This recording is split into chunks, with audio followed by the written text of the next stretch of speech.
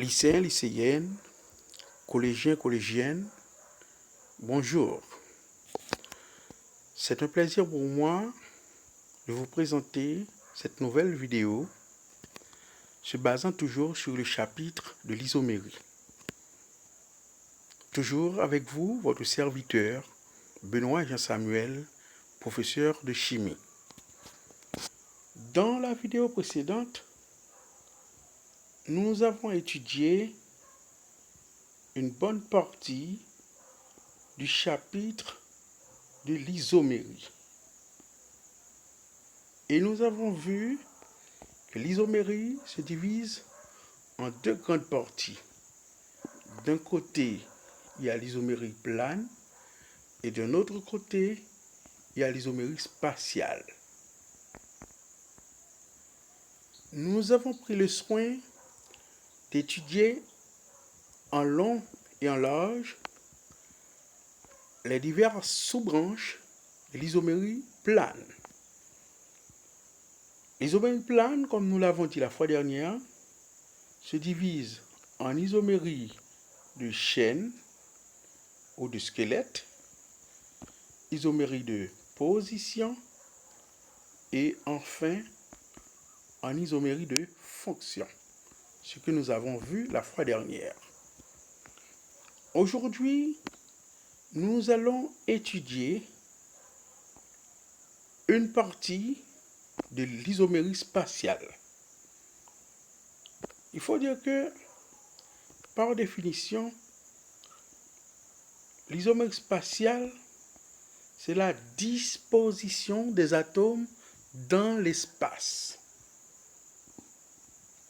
Elle se divise en isomérie géométrique et en isomérie optique. Aujourd'hui, dans cette capsule, nous allons voir seulement l'isomérie géométrique. Et dans une prochaine capsule, vous aurez à étudier avec moi l'isomérie optique.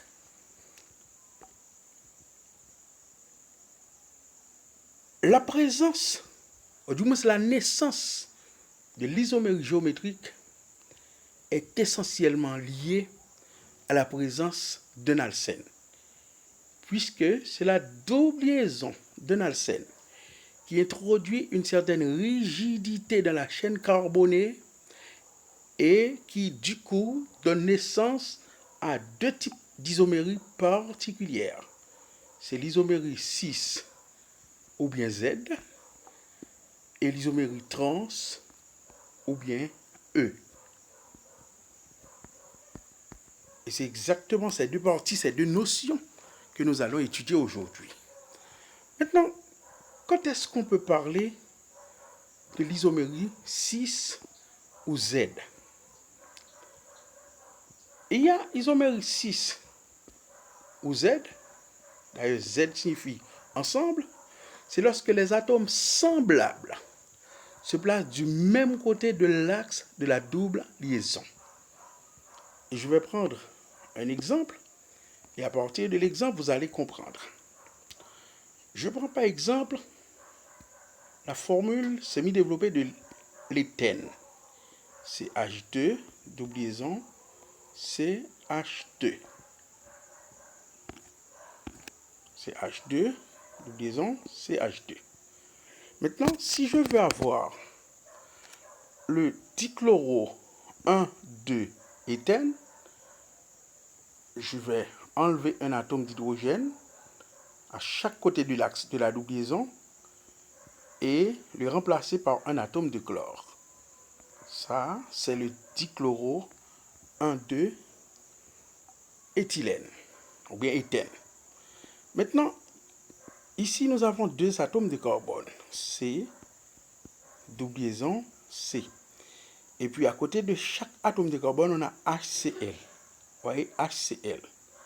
Si ici, nous disposons l'atome d'hydrogène, et de l'autre côté, nous disposons l'atome de chlore, nous faisons la même chose de ce côté-là, nous disposons l'atome d'hydrogène et au-dessous, nous disposons l'atome de chlore. Donc, quelle constatation faites-vous? C'est que les atomes identiques, hydrogène, les atomes de chlore, se placent du même côté de l'axe de la double liaison. Du coup, on a une isomérie 6 ou bien Z. N'oubliez pas que Z signifie ensemble. Maintenant, je vais prendre un autre exemple pour vous faciliter la compréhension. Je prends le butène 2. Vous savez très bien que butène, il y a 4 atomes de carbone. 1, 2, 3, 4. Ici, on dit butène 2, c'est-à-dire après le deuxième carbone, il y a une double liaison. Et les autres atomes sont liés par des simples liaisons. Et pour respecter la tétravalence du carbone, ici on a CH3, ici on a CH, on a CH ici, et de ce côté CH3. Maintenant, je vais procéder de la même manière. Je prends les deux atomes de carbone qui entourent la double liaison, et après, il me reste H et CH3. H et CH3. Alors là, il faut remarquer que dans l'isomérie géométrique, non seulement il y a la présence d'une double liaison, mais faudrait-il bien que cette double liaison partage le composé en deux parties égales. Vous voyez, la double liaison partage le composé en deux parties égales. Donc ici, je prends H, je mets H. De ce côté, dans l'autre axe, je mets CH3. Ok, dans ce carbone encore, je mets H. Ici, je mets CH3.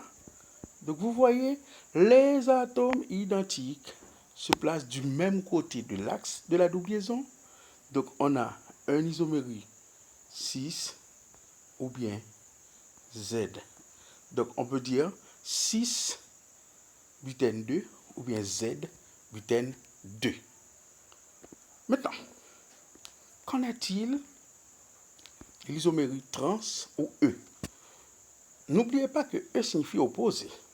Eh bien, il y a isomérie trans ou E, c'est lorsque les groupements d'atomes identiques se placent de part et d'autre de l'axe de la double liaison. Je prends le même exemple du butène 2 et je vais construire un isomérie, je dirais, trans avec. Encore, je prends les deux atomes de carbone qui entourent la double liaison. Il reste H et CH3. Cette fois-ci, si je mets H ici, je mets CH3 de l'autre côté. Et ici, je mets CH3. Ici, je mets H. Donc, c'est avec les mêmes éléments, mais une autre combinaison. Ici, les atomes semblables ne se placent pas du même côté de l'axe de la double liaison. Ils se placent de part et d'autre de l'axe de la double liaison. Donc, du coup, on a une isomérie trans ou bien E. Voilà donc, mesdames, messieurs, la fin de cette capsule. J'espère que vous avez bien compris. Nous venons d'étudier l'isomérie géométrique, qui est une partie de l'isomérie spatiale. L'isomérie géométrique, comme nous venons de dire,